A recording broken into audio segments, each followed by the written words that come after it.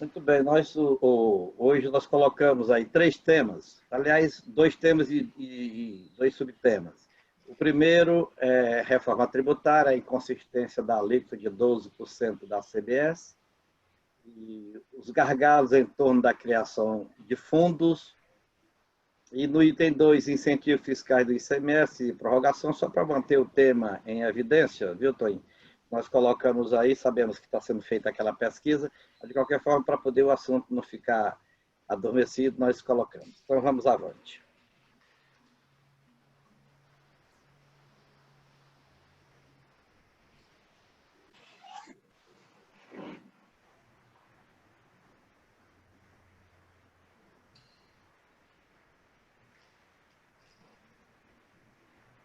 Vocês estão ouvindo?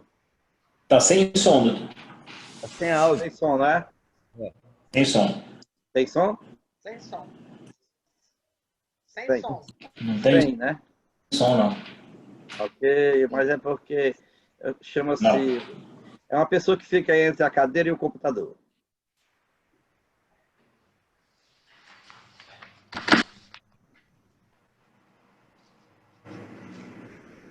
Mas basta um reencontro para tudo se encaixar.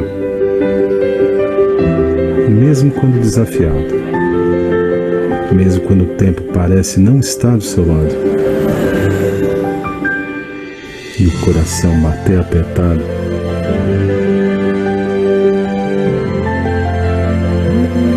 você sabe que não está sozinho. Oi, pai, tudo bem? Máxima Tech, conectando o atacado distribuidor ao varejo. Simples assim.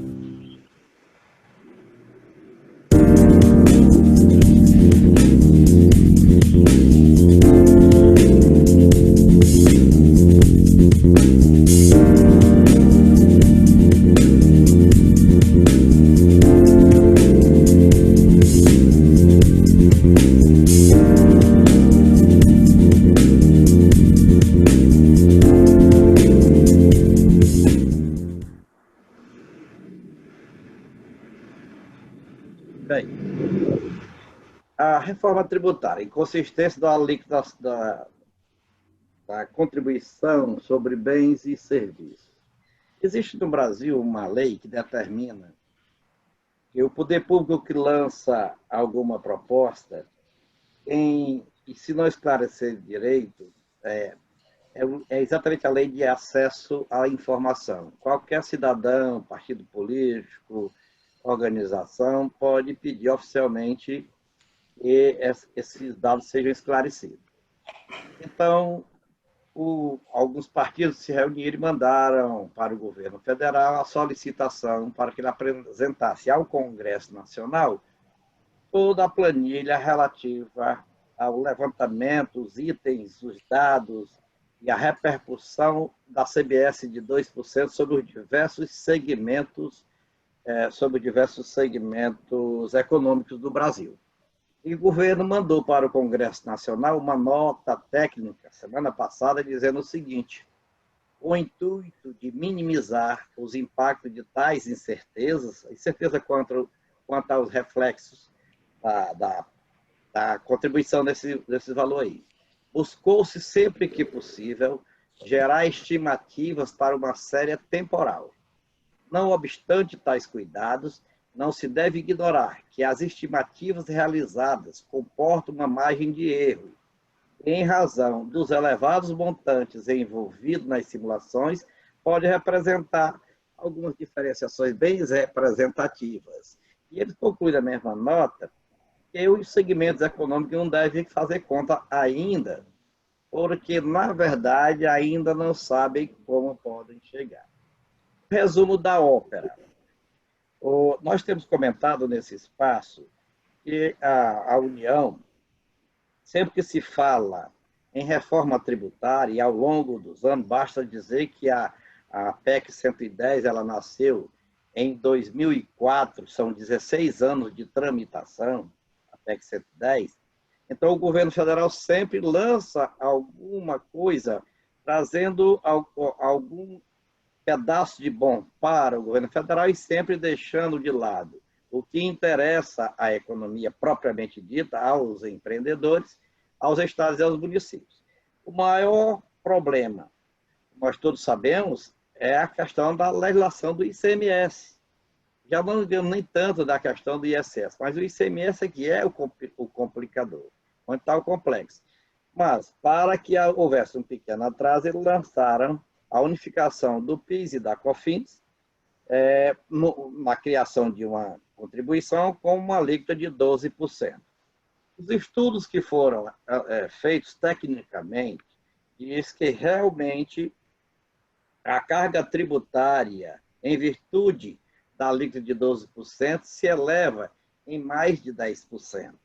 Ou seja, o ideal seria que ficasse em torno de 10% a 10,5%. Essa alíquota, aí sim, não haveria, globalmente falando, um aumento na carga tributária, porque haveria redução para alguns segmentos e aumento para outros segmentos, e no bolo final do custo ao consumidor não haveria esse aumento. O ministro, então, disse que aceita negociar até para ficar em 10%, mas que cada segmento não vai fazer suas contas, não, porque uns ficarão satisfeitos e outros ficarão um pouco tristes, já que aumenta. Por exemplo, quem trabalha com lucro presumido, hoje paga 3,65%, vai pagar 12%, aparentemente esse aumento é muito acentuado. Só que quem paga 3,65% hoje não gera crédito para a etapa seguinte. Quando ele passar a pagar 12%, vai gerar esse crédito e haverá uma redução no efeito cascata dessa tributação.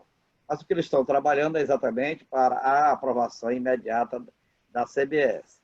Quando o projeto de lei, é um projeto de lei ordinário, como nós já falamos, foi enviado para o Congresso Nacional, ele foi grafado com a exigência de tramitação por urgência. Aí travou o Congresso Nacional, travou a Câmara Federal e não podia mais nenhum projeto, absolutamente nada, tramitar enquanto esse projeto não fosse aprovado. Então, o governo federal retirou essa condição de urgência e está tramitando normalmente, junto com as duas PECs. Só que, ressaltando sempre, as PECs, uma tem um prazo de implantação de 5 anos, a outra de 10 anos, enquanto a CBS seria implementada imediatamente num prazo de 180 dias, 6 meses. É essa a previsão legal. Para a reforma, eu botei o retrato dela aí, que eu acho ela muito bonita. A reforma tributária para caminhar, obviamente que tem que passar por um gargalo muito profundo, que é exatamente a exigência dos estados e do Distrito Federal e dos municípios para que sejam criados 2 fundos, um fundo de compensação e um fundo de manutenção da arrecadação. A Vanessa Canado, que é assessora do Ministério, está aí na tela, ela disse que não tem como constituir um novo fundo para os estados, porque é o seguinte, esse fundo seria constituído por um percentual tirado digamos, do futuro IBS, correspondente à parcela que viria do IPI. Então, esse IPI seria aglutinado no IBS e esse valor do IPI seria destinado à criação desse fundo. Meio a meio, metade ficaria para a União, e metade do IPI atual que iria para o IBS iria para a criação desses fundos. Ela apresentou um estudo que nós temos no Brasil 6 fundos, sendo 3 fundos regionais e 3 fundos constitucionais também regionais. Esses 3 fundos constitucionais tem um do Nordeste, o FNE, o FCO, que é do Centro-Oeste, e um do Norte, que é o FNO. Só que esses fundos, para você acessá-los, para a empresa acessar, é tão difícil, é tanta exigência, que hoje não se gasta 30% dessa verba. Então, a verba vem, fica no banco, no BNDES, passa para os bancos regionais, mas as exigências são tão grandes que hoje só se aplica 30%. O que ela pretende? O que eles estão propondo? É que o remanescente desses fundos constitucionais sejam repassados para o fundo do IBS, para os 2 fundos do IBS. Então, a questão está nisso aí. Ou seja, um redirecionamento dos fundos atuais em condições que atendam à reforma tributária. Porém, o governo federal não advoga a causa da reforma tributária envolvendo os tributos estaduais e municipais. Isso tem trazido uma certa dificuldade na tramitação. Então, vamos ver aí nessa tela a posição dos 3 entes públicos, que é a União, os estados, o Distrito Federal e os municípios. A União, que é a instituição da CBS, envolvendo o PIS e a COFINS, e depois apresentaria novas etapas em relação aos tributos federais, desde que seja o Congresso se sensibilize para a aprovação de um imposto sobre movimentação financeira. Com isso, a moeda de troca seria a desoneração da folha salarial, como está aí para ser derrubada pelo Congresso Nacional, que foi vetado pelo governo federal, para os 17 segmentos que têm o benefício até o dia 31 de dezembro deste ano. O que o governo quer é que haja uma negociação no sentido de que o imposto de renda e a contribuição social sobre o lucro seja transformado em um imposto só, haja a extinção ou redução da contribuição previdenciária com a criação de um imposto sobre movimentação financeira para suprir a necessidade das contribuições previdenciárias. Assim, a folha poderia ser desonerada. A proposta dos estados do Distrito Federal: extinção de 5 tributos com a criação do IBS e dos 2 fundos federais, tudo isso controlado por um órgão, a exemplo do Comitê Gestor do Simples Nacional, administrado pelos estados e pelos municípios. Isso é a proposta. Já os municípios, nós temos 2 caminhos. Nós temos a situação dos municípios de pequeno porte, que estão reunidos em uma associação municipal, e nós temos também a união dos municípios das capitais, as 27 capitais, aliás, 27 não, só as 26, porque o Distrito Federal está fora, Brasília está fora. Então, são as 26 capitais dos estados. Querem assunto diferente. Como as 26 capitais têm uma receita de ISS muito elevada, elas não querem abdicar do ISS. Eles querem manter o ISS e querem lançar um programa chamado Simplifica Já. Aliás, já entregaram isso ao Congresso Nacional. Nesse Simplifica Já, eles trazem uma questão de simplificação. Eles querem a uniformização nacional do ISS, uma só legislação. Hoje nós temos a lei complementar número 116, que é federal, mas nós temos em cada município uma lei criando o seu ISS. Então, eles querem unificar, que haja uma uniformidade e uma tabela de alíquota de 2% a 5%, variável dependendo de cada necessidade de cada município. E haja uma norma só, que as obrigações acessórias sejam supridas, seja bem simplificado, e esse ISS, em vez de ser da forma que é hoje, ele seja, na verdade, sobre que tenha um certo crédito. Hoje ele não tem crédito, ele é não cumulativo, aliás, ele é cumulativo, então ele seria de uma forma não cumulativa sobre um valor X por cada município. Só que eles querem isso para as capitais. Os municípios de menor porte, que têm uma arrecadação de ISS muito pequeno, quer que haja realmente a junção dos ISS com o ICMS. Por quê? Porque o ICMS de cada estado ele é dividido com os municípios onde há a produção, onde tem o fato gerador do ICMS, o município recebe um percentual. Então, tem o fundo de participação. Eles querem, então, que o ISS seja junto com o ICMS, conforme está proposto na PEC 45 e na PEC 110, e há essa defesa nesse sentido. Então, o que nós temos? Os 26 municípios da capital se reuniram em torno de um projeto chamado Simplifica Já, que quer que seja mantido o ISS, independente do ICMS, porque a receita é bem maior. Os demais municípios, que não são as capitais, querem que o ISS seja unificado com o ICMS, porque reforçaria o bolo na distribuição do fundo de participação dos municípios. Então, esses são os principais pontos que caminharam nos últimos dias no que diz respeito à reforma tributária. Então, nós temos manchetes e manchetes e temos, na verdade, a proposta do governo federal.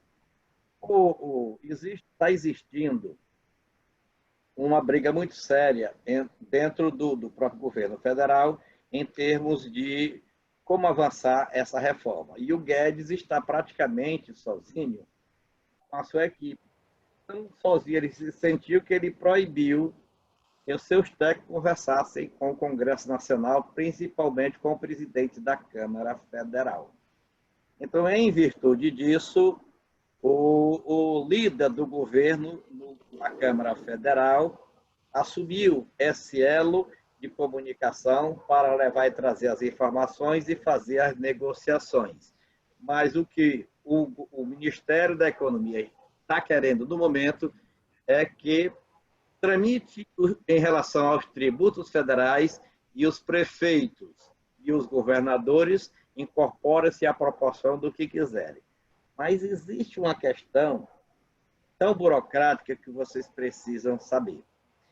A proposta do Guedes para os municípios que não são capitais é que cada um individualmente entre na reforma tributária, querendo ou não. Aliás, se quiserem. Os que não quiserem, permanecem com o seu ISS. Então, nós teríamos, em alguns municípios, o ICMS incorporado ao ISS, e em outros municípios, o ICMS e o ISS, dentro de um tributo chamado IBS. Aí vocês imaginam a dificuldade e a calamidade que seria em termos de legislação. 500 e tantas legislações municipais. No município, nós teríamos só uma, o IBS aglutinado, ICMS e ISS. Noutros, principalmente as capitais, nós teríamos o ISS independente e o ICMS independente, ambos com o nome de IBS, sendo um percentual do IBS. Então, isso é um complicador muito grande e o Congresso Nacional vai ter que descascar. A promessa é que até o final de setembro o relator consiga descascar todas essas propostas e transformá-la em uma só, unificando a reforma, a PEC 45 com a PEC 110. O que os estados querem, agora os estados, falando do estado, querem da PEC 110, eles fizeram uma proposta e levaram e inseriram que é a proposta, a emenda 192, emenda da PEC 45, de número 192, e foi apresentado pela Concefaz, que é o Conselho de Secretário de Fazenda, trazendo para o bojo da 45 o que interessa aos estados, que está no bojo da 110. Então, é um caminho que o Congresso está anotando para que avance. Então, na minha opinião particular, em resumo, nós vamos ter a CBS aprovada imediatamente para entrar em vigor dentro de 6 meses, em virtude do prejuízo que a União acha que está tendo com a perda da ação judicial. E vamos ter a PEC 45 sendo aprovada com a inserção de diversos dispositivos da 110 em um texto único, que deverá vir ao nosso conhecimento ainda no final de setembro e início de outubro, mas antes da eleição. Esse é o panorama da reforma tributária. Quanto à questão dos incentivos fiscais, só para colocar à parte, depois da nossa última reunião, foi soltada uma enquete e nós já temos diversos, perguntando às entidades estaduais quem é de acordo com que o incentivo fiscal seja renovado. A última enquete que eu recebi do Juliano, estávamos com 16 entidades. Está faltando algumas que eu sei que já disseram neste espaço, que concordam, mas que não responderam. Basta mandar uma mensagem uma mensagem para o Juliano dizendo: a entidade fulano de tal está de acordo com a renovação do incentivo fiscal do ICMS. Basta isso para que essa enquete seja concluída. Assim, em virtude dessa colocação, nós encerramos a apresentação dos slides e vamos partir para os nossos debates.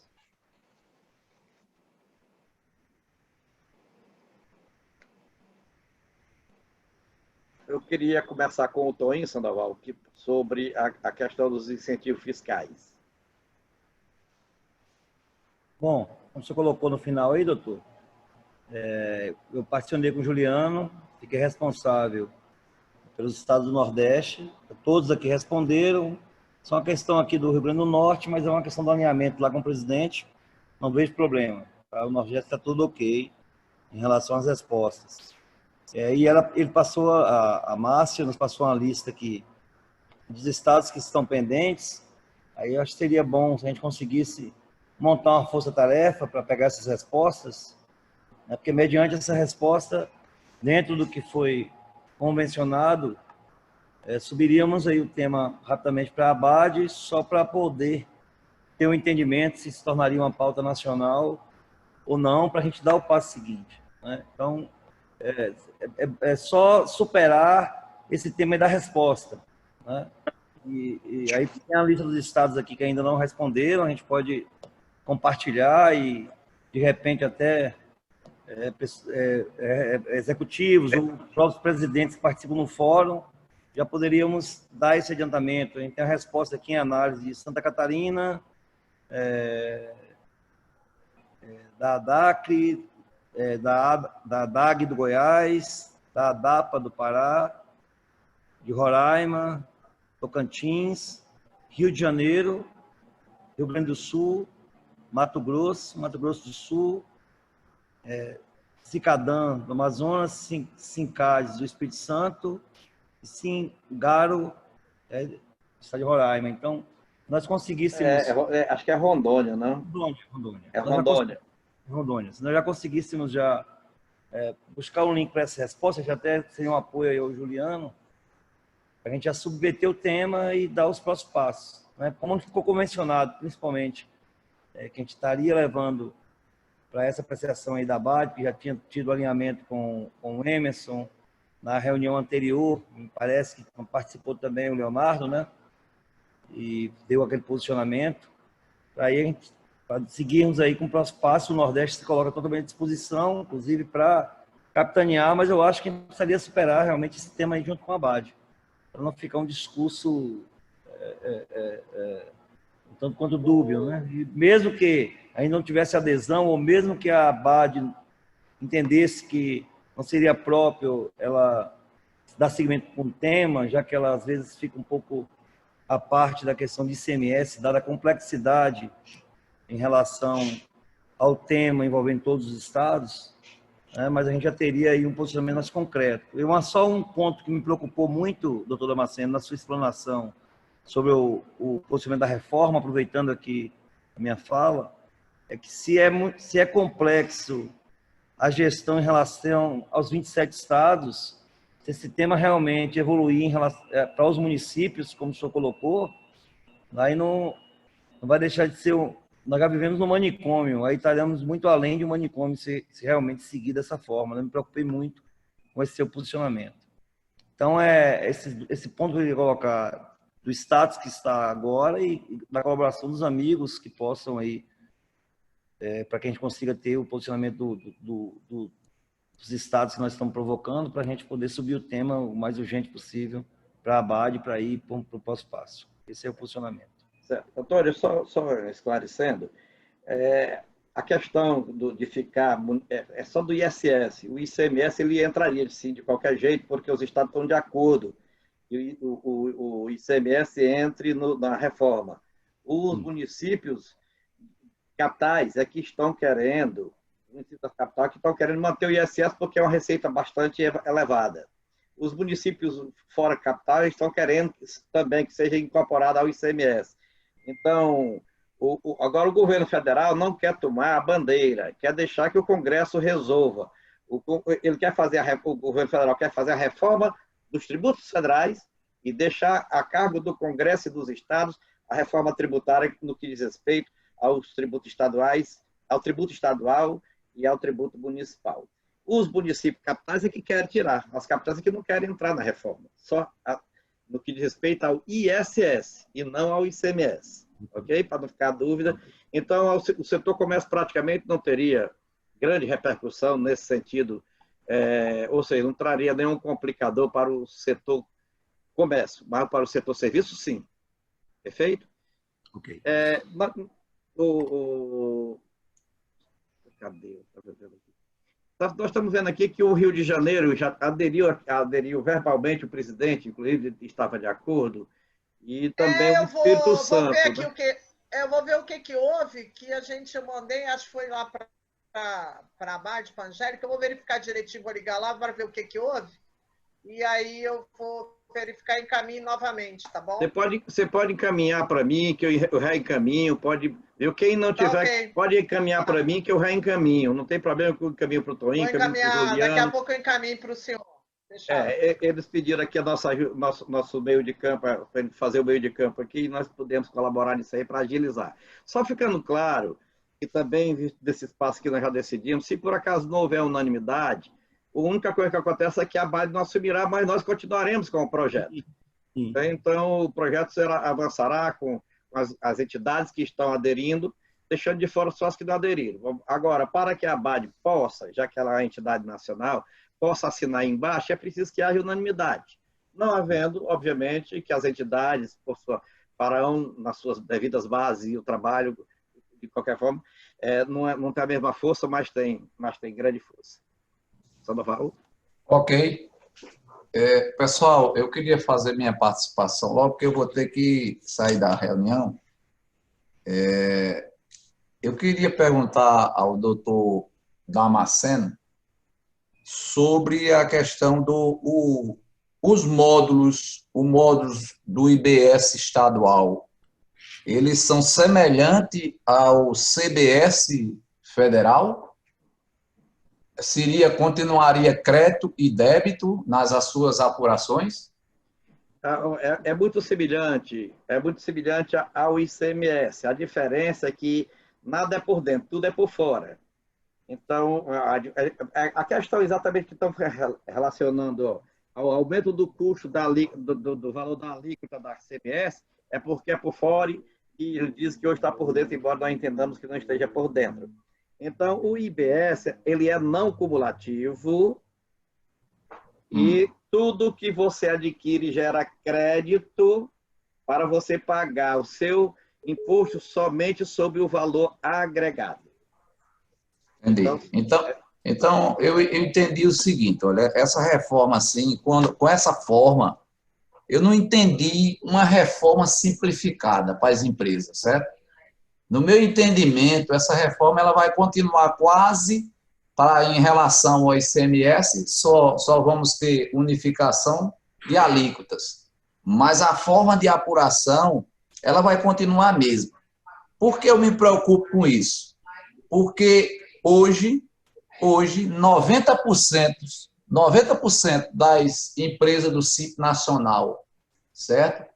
Que elas são Simples Nacional para o governo federal, e não são Simples Nacional em relação aos tributos estaduais, essas empresas hoje, elas não conseguem encerrar suas atividades. Por quê? Porque elas usaram os créditos do ICMS na entrada da mercadoria, venderam parte dessa mercadoria e elas têm um estoque para ser, digamos assim, desovado. O cara vai vender e desovar esse estoque, e elas não conseguem, nos estados, pagar esse imposto de 18%, porque ela acumulou, ela usou o tempo todo, né, esses créditos do ICMS, e ela não consegue fechar suas portas. Por isso, ela não consegue. Muitas empresas, eu não sei se é o caso de outros estados aí, mas aqui na Paraíba nós temos levantamento que muitas empresas precisam de encerrar suas atividades, até por questão dessa pandemia, e ela não consegue. Eu acho que uma reforma simples era se pagar, se ter uma alíquota definida no Brasil sobre os tributos federais e os tributos estaduais. Então, você, quando comprar um produto, você não vai depender de onde ele veio, de crédito que você vai ter nele, não vai depender de nada. Você vai colocar sua margem de lucro e vai vender e vai recolher para os entes federais ou estaduais e acabou a história. Eu acho que essa reforma, nessa visão aí, nesse caminho, dessa que está sendo colocada pelo governo federal, eu acho que ela não simplifica 100%. Ela pode simplificar, mas, na minha visão, ela não simplifica 100% das operações em relação aos tributos federais e os tributos estaduais. Era essa a minha participação. Certo. Eu preciso lhe esclarecer o seguinte, que hoje, desde 1996, com a Lei Complementar número 123, que não existe mais o pessoal que é contribuinte do ICMS que esteja no Simples sem estar no ICMS. Sem ter o ICMS dentro do Simples, porque não é mais opção do Estado conceder ou não, é a opção do contribuinte. Então, quando o contribuinte adere ao Simples Nacional, ele adere a todos os tributos que ele é obrigado a estar dentro de um bojo só. Tá? Então, não tem uma diferenciação para isso aí, não. Outro, isso aí é do antigo do Simples Federal. Na época do Simples Federal, você pedia para entrar no Simples Federal, e o governo dizia sim ou não, o governo federal dizia sim ou não, o governo estadual dizia sim ou não, o governo municipal dizia sim ou não. De 1996 para cá, com a Lei Complementar número 123, acabou o Simples Federal e nasceu o Simples Nacional. Com o Simples Nacional, a opção deixou de ser do ente tributante e passou a ser do contribuinte. Ele é que diz, eu quero, ou eu não quero. Sabe? Então, ele, uma vez optando, não pode ser negado. Então, não tem essa diferenciação mais, não. Outro ponto. Em virtude de acabar diversos impostos, vamos considerar que só tributos e impostos, contribuições e impostos, em 5 tributos, e acabar as obrigações acessórias, é onde está a simplificação. Então, embora seja débito, crédito, a apuração, em virtude da não cumulatividade, esse débito, e esse débito é pela venda, e o crédito é pelas aquisições, como hoje é o ICMS, porém, não terá uma confusão, como hoje tem generalizado, em questão de insumos, o que pode se creditar, o que não pode se creditar. E o problema maior é isso, você pode se creditar de uma coisa, não pode de outra. Então, a legislação tem que vir bem simplificada para que não haja dúvida quanto ao débito e quanto ao crédito. E as obrigações acessórias, que hoje nós temos bastante, elas aqui têm que ser extintas. É tanto que se diz, não se trabalha uma reforma para reduzir carga tributária, mas a redução da carga tributária será de forma indireta, uma vez que o seu custo operacional será reduzido com as apurações, com as obrigações acessórias, etc. Então, quando você pode se dedicar ao seu negócio, vai usar o seu pessoal para trabalhar no seu negócio. E as obrigações acessórias extintas, você terá um custo menor. E em ter um custo menor, é onde estaria residindo a redução da sua carga tributária. Essa é a ideia geral do que estão vendendo no mercado da reforma tributária. Ok, Vanduí? Ok, certo. Eu entendi a sua colocação em relação ao Simples Nacional. Talvez eu quisesse não falar das empresas do Simples Nacional, mas as pequenas e médias empresas, certo? Que estão no mercado hoje também. E elas dependem muito para o encerramento de suas atividades, elas dependem muito dessa questão dos débitos de seus estoques atual para encerrar as atividades. Eu vejo isso aí como um entrave que isso não ajudaria, muitas empresas não ajudaria a simplificar 100%. Concordo com sua colocação aí em relação à simplificação da apuração em parte, mas eu gostaria que nós tivéssemos uma reforma tributária que ela fosse totalmente tributada no destino, certo? Totalmente tributada no destino, e que a gente, todos nós, o brasileiro, nós tivéssemos uma alíquota só, sem depender de um crédito, de achar ela através de um crédito, de achar de um débito. Essa era a reforma tributária dos meus sonhos. Era isso que eu queria colocar. Muito obrigado. Muito bem. Continua o debate.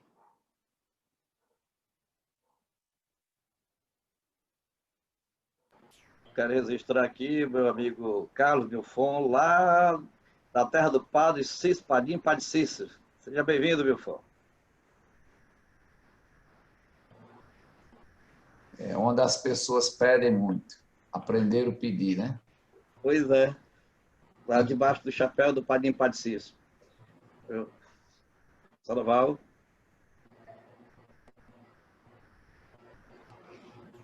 Eu quero dar as boas-vindas para todos que chegaram aí. Estou vendo meu amigo Luiz Gastaldi, companheiro antigo, velho de guerra. E a gente continua lidando com essas coisas aí. Cada um tem uma reforma tributária que para chamar de sua, né? Acho que cada um de nós aqui tem uma reforma tributária que planeja, que espera. Mas alguma coisa a gente tem que lidar para poder andar, porque do jeito que está, todos nós, cada um de nós, o governo, os governos estaduais, enfim, todos os contribuintes brasileiros entendem que está uma bagunça, que você fica numa exposição ridícula com o seu patrimônio, a sua empresa, com relação a isso, com como lidar com isso, e não existe uma segurança tributária para poder lidar, você fazer um plano para a empresa. O que nós vamos fazer daqui 3 meses, 6 meses, 1 ano? É impossível, né? Aí entra um player maluco no meio, bagunça tudo, e você fica coçando para poder fazer diferente, fazer igual e tal. Mas tudo isso incomoda todo mundo, ninguém gosta disso, né? Então, acho que os 2 temas que nós lidamos hoje, né, uma dos incentivos, a gente devia, doutor, pegar uma lista de quem já assinou e quem não assinou e publicasse para nós também, para a gente ajudar. E sabe, alguém, não sei, conhece alguém que é mais próximo... Só deixa eu colaborar contigo. O Tony fez a relação aí dos que não assinaram. Eu estou com ela aqui também. Ele já apresentou os que não assinaram. Muita gente. Bastante. Mas hoje nós vamos dividir uma boa parte. Mas, enfim, isso aí a gente podia adiantar um pouquinho. Acho que uma semana a gente resolveria com todos eles, né? E ficar torcendo para alguma coisa acontecer, porque é o que... Por exemplo, a gente já viu o Raul várias palestras, várias apresentações dele, e parece uma coisa muito boa. Não é só a reforma tributária, não é só arrumar e enquadrar o sistema tributário. A proposta dele parece que empurra o país para cima, começa a rodar o país, rodar. E toda vez que ele fala, ele melhora, ele aumenta mais isso, e a gente fica aqui nessa torcida. Tomara que seja essa. E a gente começa a identificar quem é contra, e fica nessa dúvida. O que é melhor para nós? Na minha opinião, é a 110, sem dúvida nenhuma. 110 agora. O Congresso é o Congresso, ele que vai dizer, né? Aí o governo federal fala, eu vou arrumar o PIS e o COFINS, vou fazer desse jeito aqui, aí depois vocês penduram aí do jeito que vocês quiserem, estados e municípios. Assim como fizeram com a Previdência. Talvez seja esse o caminho, mas alguma coisa tem que ser mudada. Eu vou abrir aí. Deixa eu só colaborar contigo aí na 110. A 110 enganchou um pouquinho porque o governo quer tirar fora o imposto de renda e a contribuição social sobre o lucro, né? Aí a 110 emperra aí. E aí vamos para 45, que não tem o imposto de renda nem a contribuição social sobre o lucro. É nisso aí que, às vezes, para facilitar politicamente, eles trabalham em cima disso. Eu queria ouvir a opinião do doutor Fernando, alguma colaboração nesse sentido. Pessoal, eu vou pedir licença a vocês para me ausentar na videoconferência, para que eu vou ter um compromisso agora, tá certo? Um grande abraço a todos aí e tenham uma boa tarde. Valeu, Adu. Obrigado, amigo. Doutor Damasceno, queria dar só uma contribuição em relação até o que o professor Donval posicionou. Eu acho que a reforma é algo que ainda tramita de uma forma muito dúbia em relação ao nosso segmento, essa bandeira que nós estamos levantando em relação em contrapartida da prorrogação, ela é altamente relevante porque é o tempo que se esclarece. Nós não podemos pagar para ver. Não sabemos o que vai acontecer, por onde vai se optar, mas nós, enquanto segmentos, falando de distribuição, nós temos um prazo que foi determinado e, na minha opinião, um prazo leonino, quando se concedeu para a indústria 15 anos e concedeu para o setor de comércio apenas 5 anos, que vence aí no final de 2022.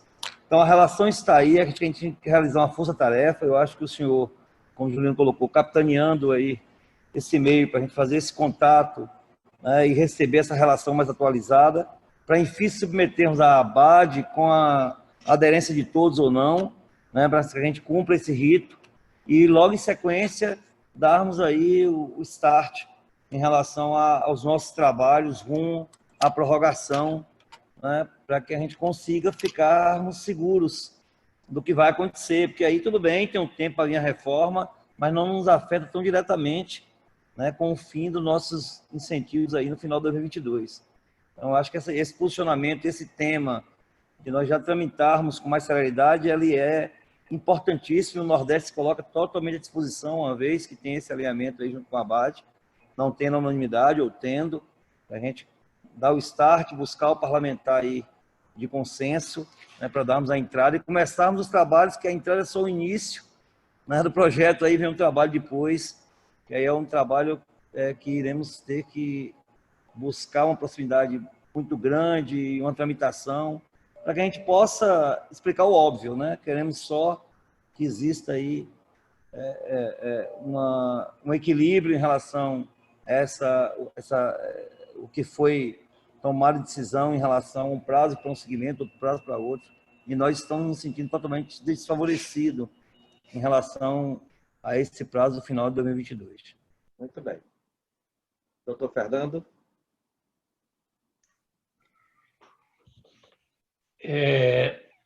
Na minha opinião, né, se houver simplificação, né, em termos de simplificação, acho que a melhor é a 110, né, que junta mais tributos, né? Mas o grande problema, assim, que eu vejo, como o doutor Damasceno disse, na questão não é reforma tributária para diminuir a carga tributária, porque isso efetivamente não vai acontecer. O que pode acontecer é até ter aumento da carga tributária. Mas qualquer que seja a reforma, se houver simplificação na junção de 5, 9 tributos, né, eu acredito que vai ajudar bastante, né, o setor produtivo em geral.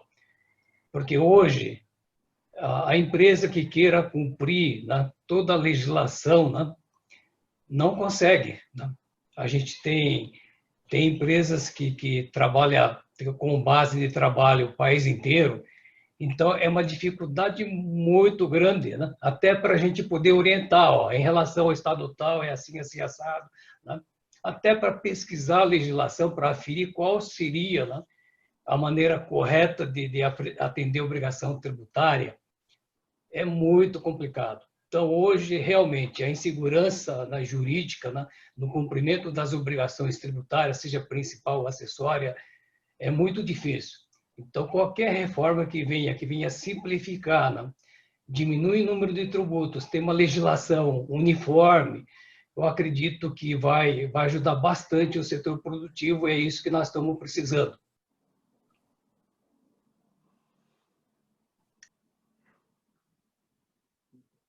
De acordo com o relator.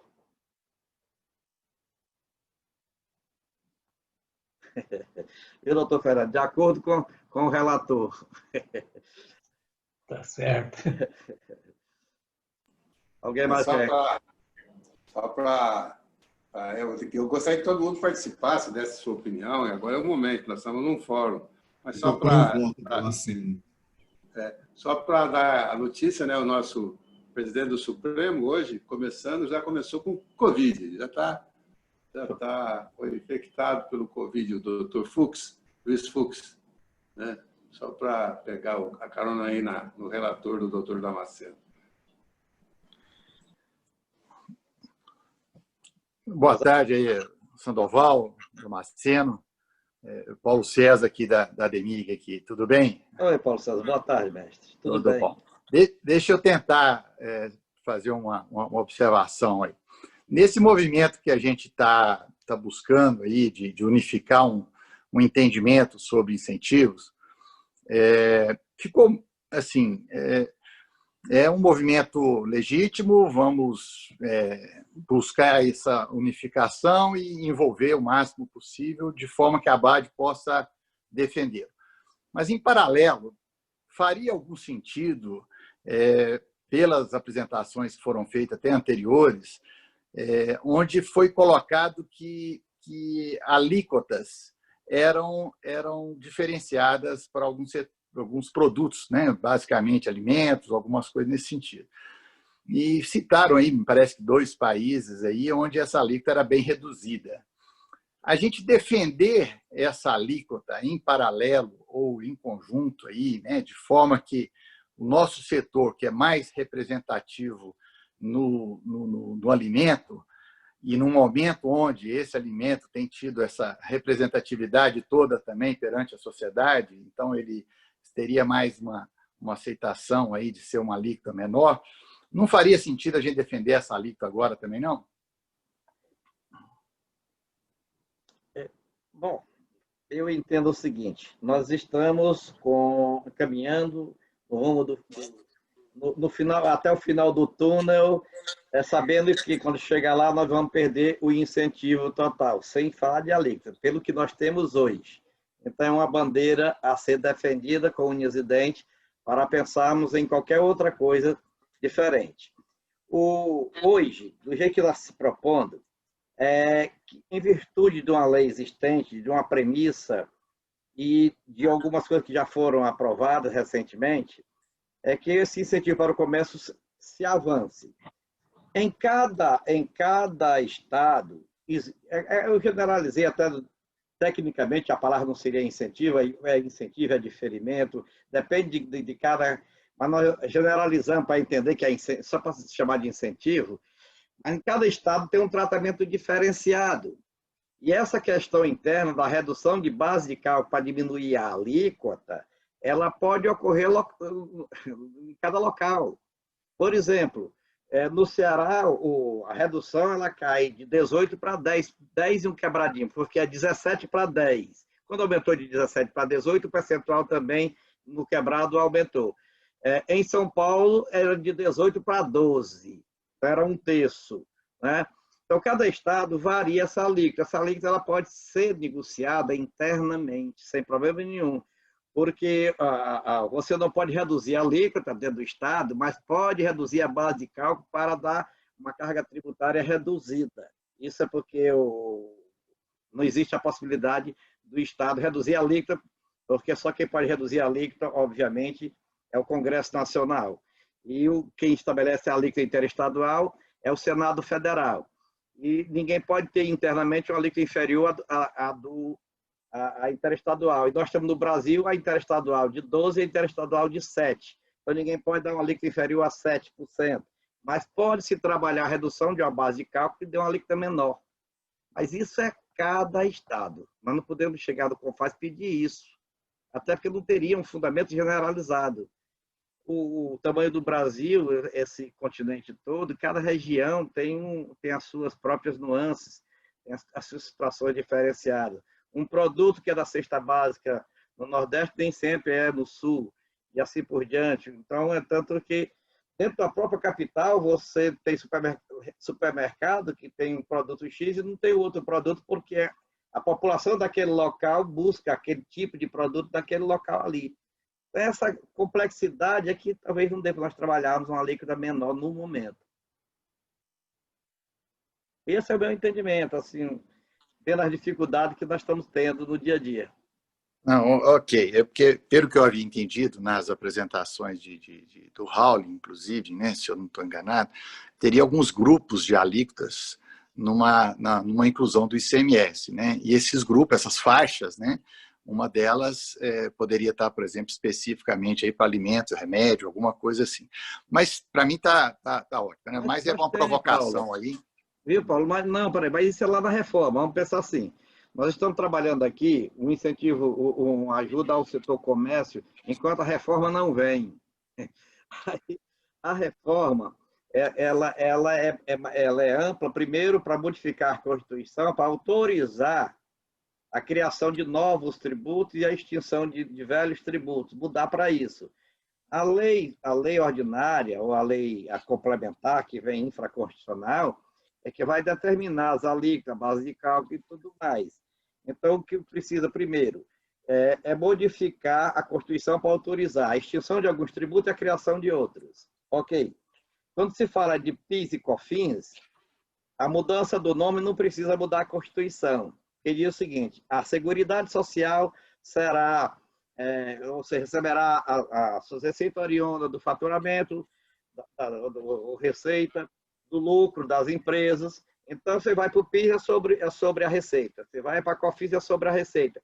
Você vai à contribuição social, é sobre o lucro. Então, se mudar a contribuição social para outro nome, se mudar o PIS para outro nome, se mudar a COFINS para outro nome, está dentro da Constituição, que já está previsto. Mas você mudar o nome do imposto de renda, você mudar o nome do IPI, aí já complica mais. E acabar com esses impostos para criar um outro, substituindo a todos eles de forma globalizada, é que precisa modificar a Constituição Federal. E mudar a Constituição, ela não cria tributo, ela autoriza a criação. Quando esse tributo for ser criado, é o momento de nós trabalharmos as alíquotas. Ok, doutor. Muito obrigado. Muito bem.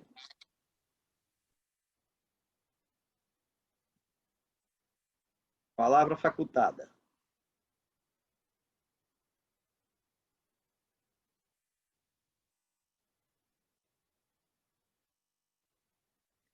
Bom, viu, Antônio?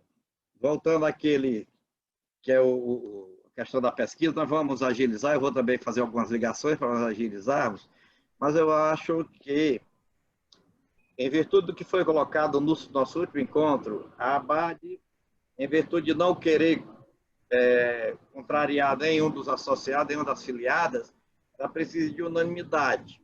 Então, nós devemos estabelecer aqui um prazo limite para nós buscarmos essa unanimidade. Se não tivermos, precisamos startar o processo. Então, porque há de convir que há bastante tempo que vem se falando isso aí, o material está pronto, e o momento adequado é este. A ABAD realmente se colocou à disposição, o Severino, o Leonardo, o Juliano, mas precisa de unanimidade. Então, vamos estabelecer um prazo para que nós tenhamos essa resposta. Se não tivermos até lá, eu acho que vamos juntar o que temos e avançar pelo caminho. Quem não tem, é como diz o velho ditado, quem não tem cão, caça como gato. Né? Dizem que caça com gato, caça como gato, sozinho. Concordo plenamente, doutor. Mas eu acho que a própria resposta das filiadas em si, não tendo unanimidade, já nos dá a condição de submeter, e a ABAD realmente não tem unanimidade, acho que ela não segue, e a gente pode dar o devido seguimento. Mas nós precisamos dar resposta, porque muitas dessas filiadas que eu pontuei está em análise, né? Então, a gente, com a resposta na mão, fizemos o nosso papel aí, junto à instituição nacional, e podemos e devemos dar o seguimento, que eu também concordo, que estamos um tanto quanto atrasados. A gente precisa dar a entrada nisso. Vamos trabalhar esta semana e segunda-feira a gente fecha a condição. O que vocês acham? Sem problema. O que acha, Cidadão? Acho sim, acho que uma semana pode não ser, vamos dizer, suficiente, mas vamos estabelecer como meta, semana que vem, na próxima reunião, a gente ter pelo menos quem ainda está pensando, ou que número que nós temos, né? Onde é que nós estamos? Acho que, sei lá, lidar com isso com um pouco mais de celeridade, para a gente saber. Segunda-feira a gente tem a nossa próxima reunião, vamos ter outros assuntos tributários, outros assuntos de interesse do nosso segmento, e quem sabe a gente evoluir lá até os 27. Se não dá, ver se falta um, ou dois, ou três, se eles não vão, ou se poderão ainda, mas pelo menos a gente fica posicionado. Acho que não precisa perder mais tempo com isso, não. Acho que é por aí. Concordo. Bom, alguém mais tem algum assunto a acrescentar? Se não, nós vamos dizer tchau, né? Como diz, que vamos convidar para na próxima segunda-feira, dia 21, nesse mesmo bate-canal, estarmos juntos novamente com mais assuntos novos e o que andou e o que não andou também. Né? Então, um abraço a todos, uma semana bem produtiva, com muita saúde, paz e prosperidade. Amém. Um abraço aí, boa tarde, obrigado.